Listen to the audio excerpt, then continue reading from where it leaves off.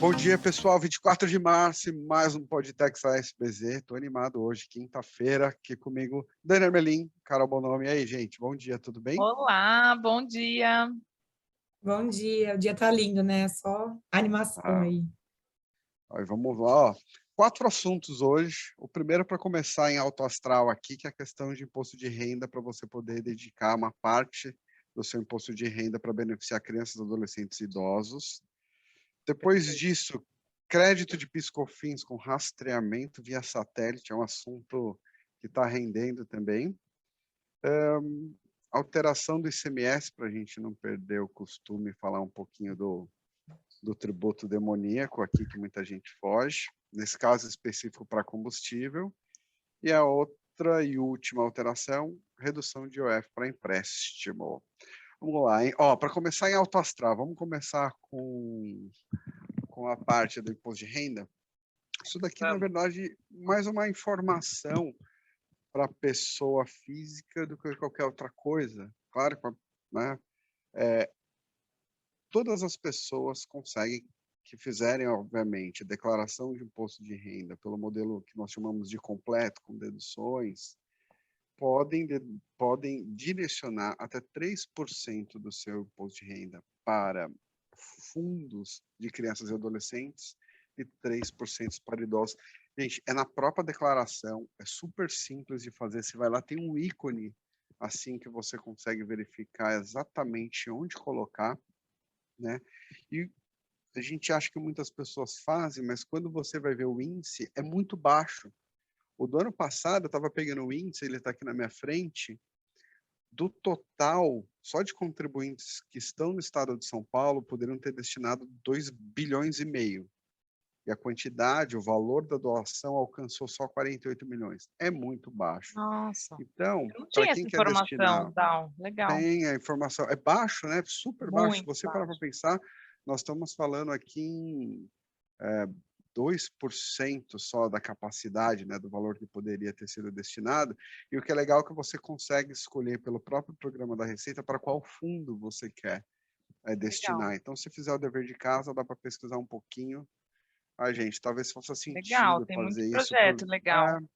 exato. Você fica Bacana. numa iniciativa que talvez possa gerar frutos mais efetivos. Então, Bom, esse foi mais simples. E aí, para eu não monopolizar aqui, eu vou inverter um pouquinho a ordem e falar para a gente falar do pandemônio ICMS, Carol. Você não quer falar do nosso bom e velho ICMS? Polêmico aí, né? Toda semana estamos em pauta com algo aí de ICMS. E a bola da vez aqui é a questão do ICMS combustíveis, né? Vou tentar ser bem objetiva, porque esse tema está rendendo aí várias notícias na mídia, especulações, críticas, né? Depois a gente deixa aí para os nossos ouvintes fazerem esse juízo de valor. Mas o que a gente tem aqui, né, de técnica mesmo, é que foi aprovada uma lei complementar, a 192, que definiu, né, alterações aí de ICMS para o âmbito dos combustíveis, que aí enquadra gasolina, etanol, diesel, biodiesel, o gás de cozinha, né, então praticamente todos os combustíveis aí que a gente conhece. E basicamente a maior alteração que trouxe aí é a tentativa de uniformizar uma alíquota única de ICMS para todos os estados incidentes sobre combustíveis, né?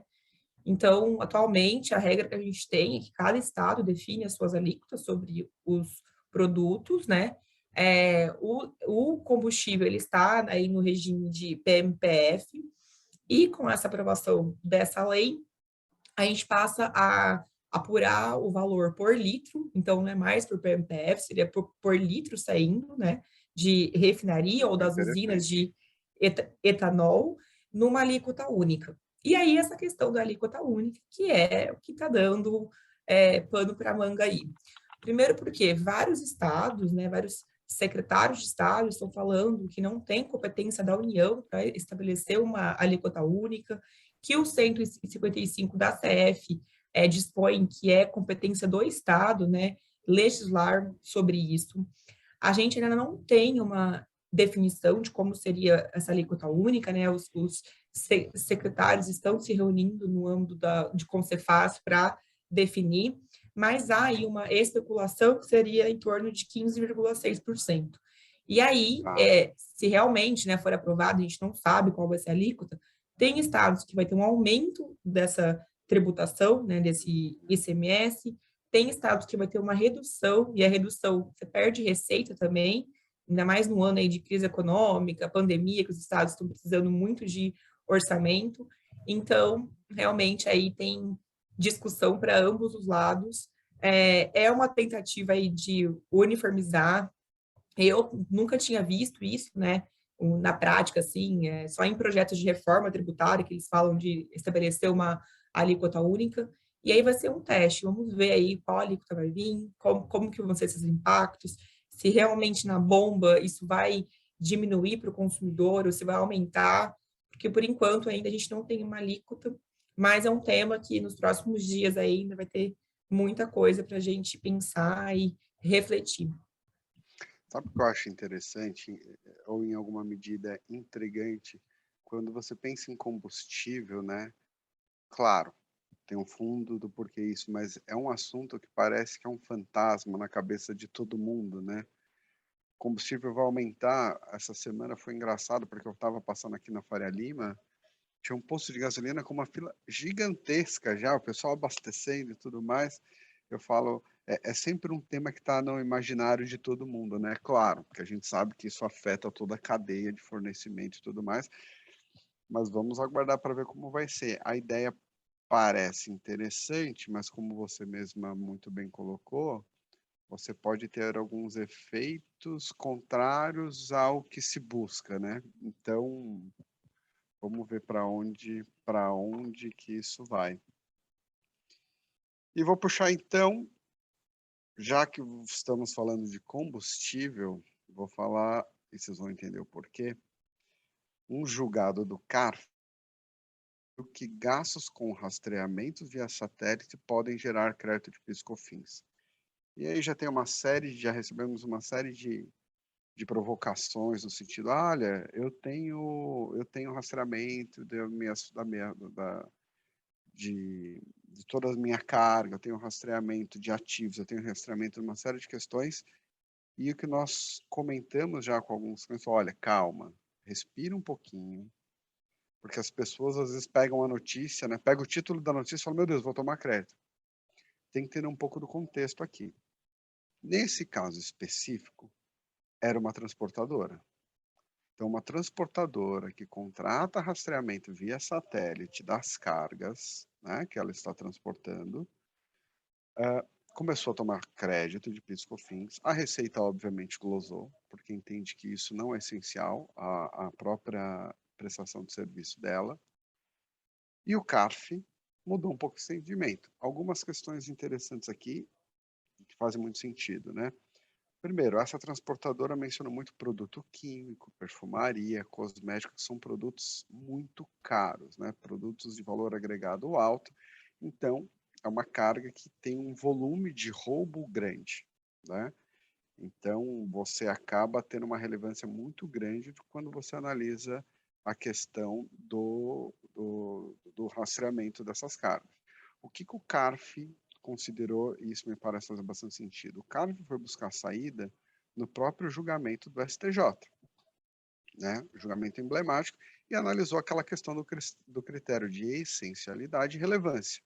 No caso, isso seria uma despesa relevante, dado que é uma prática do mercado, você fazer o rastreamento de carga, e hoje, se você não conseguir ter um rastreamento de carga, você praticamente está fora do mercado, especialmente para cargas de valor agregado. Por quê? Porque o mercado está assim, é extremamente tecnológico, entendeu? Bom, nós atendemos algumas empresas, inclusive, que já fazem esse tipo, que prestam esse serviço de rastreamento, né? Então, assim, a notícia é muito boa, porque você tem auto de infração, você tem uma série de questões vindo da Receita Federal, mas nós temos que tomar um pouco de cuidado, porque nesse caso específico nós estávamos falando de uma transportadora. Então, eu tenho uma correlação entre atividade prestada e a natureza dessa despesa. Ah, mas e se eu estiver fazendo um rastreamento do meu ativo? A minha resposta talvez seria, depende. Eu preciso pensar um pouquinho mais. Que ativo é esse? Eu faço perfuração de poço para uma petroleira e eu tenho uma legislação que me obriga a rastrear o ativo para saber se vai ter um vazamento. Eu estou aqui confabulando aqui algum exemplo. Então, tudo eu acho que aqui vai depender, né? É um indicativo muito bom, mas nós temos que ver só com algum nível de ressalva para não cair numa armadilha de achar que qualquer rastreamento eu posso tomar esse crédito. Nós não podemos nos afastar do critério essencialidade e relevância. Caso contrário, aí vem um alto que talvez seja um pouquinho difícil de defender. Mas a notícia é boa. Muito legal eles inserirem a prática de mercado, né, como um aspecto a ser valorizado aí nessa discussão. Exato. E nosso último tema de hoje, IOF. A gente está rindo aqui porque eu não quero antecipar, mas por favor, Dani, pode. Não se antecipe. Miramos a OCDE e acertamos, esbarramos um pouco na confusão ali de ajustar o decreto 6306. Mas isso depois você comenta. Isso. Depois eu vou esbravejar aqui ao vento. Tivemos um decreto, né, de número 10997, agora de 2022, ele foi publicado, ele é de 15 de março, acredito que tenha sido publicado, se eu não me engano, acho que dia 16, tá? Não tenho essa informação aqui certeira.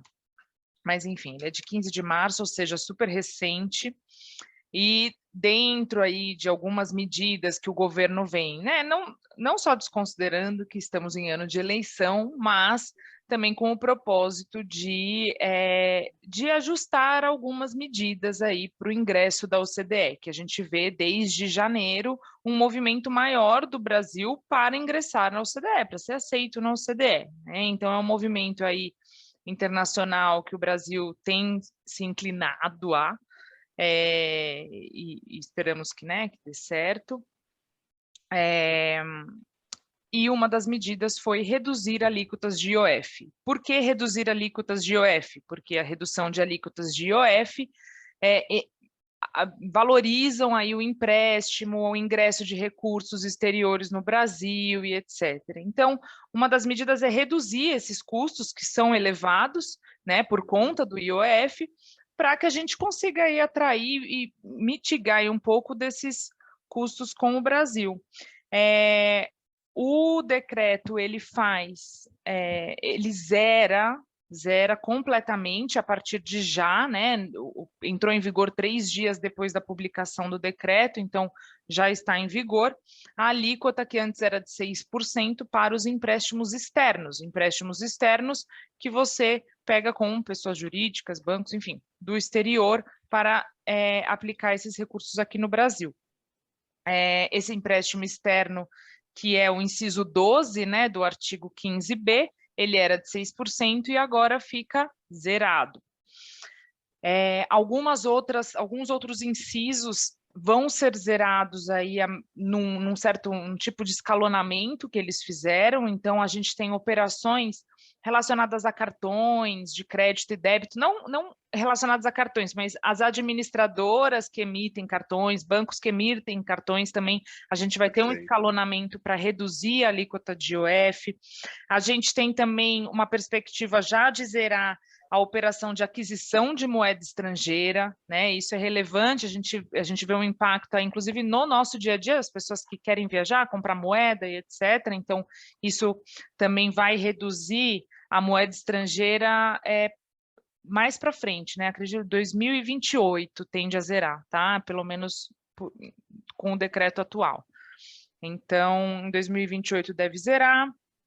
E também até a alíquota padrão do próprio caput do artigo 15b, que é de 0,38, a alíquota do IOF câmbio, né? Ele zeraria também aí daqui a alguns anos.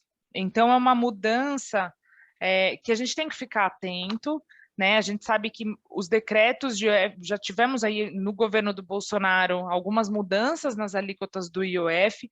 É um pouco difícil da gente rastrear, a gente tem que tomar cuidado, porque não necessariamente vai estar ali atualizado no decreto 6306.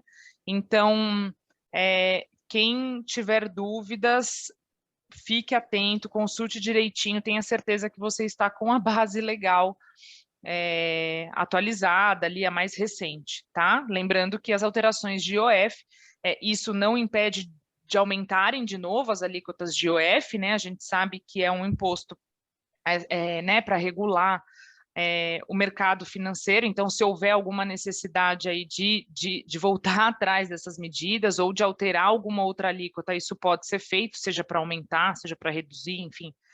E a gente sabe que é implementado praticamente imediatamente, né? As novas alíquotas podem ser aplicáveis a partir do dia seguinte, então fiquem atentos. Você fez um comentário, Dani, eu já puxo ele, que é a questão da alteração, de confirmar se a alíquota está correta, mas um ponto aqui é, certamente a gente tem fluxo de... Né, existe uma necessidade de pressionar o dólar, né, o câmbio para baixo, então zerar essas alíquotas facilita um pouco o ingresso de divisas para o Brasil, então você tira um pouco dessa pressão do câmbio e tenta manter ele um pouco mais estável. É um momento ruim de previsibilidade quando você pensa em câmbio, porque você tem um ano de eleição, uma eleição um pouco complicada, então você sempre tem essa incerteza com relação ao câmbio. Me parece que isso não é a bala de prata, mas é um dos fatores que facilita um pouco o ingresso de divisas aqui no Brasil, né, quando você pensa em empréstimo. Agora, eu queria saber quem é o cristão que faz essa alteração legislativa. Aqui eu quero deixar o meu desabafo. Para quem só queria informação técnica, já pode sair, viu, pessoal? O podcast acabou, mas assim, eu preciso registrar aqui a minha insatisfação, porque para quem tiver a curiosidade de analisar, você está lá, o artigo 15b, fala, ficam reduzidas as alíquotas, eu não vou lembrar agora a redação de cabeça, mas são as alíquotas do IOF, está lá, inciso 12, nos empréstimos com prazo inferior a 180 dias, 6%. O que eu esperaria de uma alteração que faça sentido? Eu venho, né, como toda alteração, falo, olha, o inciso 12 passa a viger com a seguinte redação, e muda o inciso 12 do artigo 15. Não, vamos criar um novo artigo, que é o 15C, para falar que aquela alíquota de 6 não é 6, ela é 0. Não faz o menor sentido para mim, sob a ótica técnica legislativa. Isso é para dificultar muito a vida de quem opera com isso, seja das empresas, seja nós, para falar, olha, a pessoa lê o artigo e fala que está aqui, a alíquota é 6%. Daí fala, não é, porque o próximo artigo fala assim, pegadinha, a alíquota não é de 6, ela é 0. Foi não zerada. Faz o menor sentido isso para mim, mas tudo bem. Só queria registrar aqui a minha insatisfação com relação a isso. Não, é super válido. A gente aí, em época que a gente discute tanta desburocratização, né, da legislação, dos normativos, enfim. Para mim só não fez o menor sentido E forma como foi feita. A forma como é feita, mas tudo bem. Foi feita. Qual que é o número do decreto, só para registrar? O decreto número 10997, de 15 de março de 2022. Isso. Perfeito, para a gente deixar aqui. Registradinho. Ótimo. Então tá bom, pessoal. É isso. Foi ótimo, pessoal. Viu? Bom revê-las. Muito obrigado bom. Pela gravação. Obrigado por todos que estão ouvindo aí. E é isso, até gente. O próximo. Até o próximo. Abraço, beijo, pessoal. Viu? Tchau, tchau.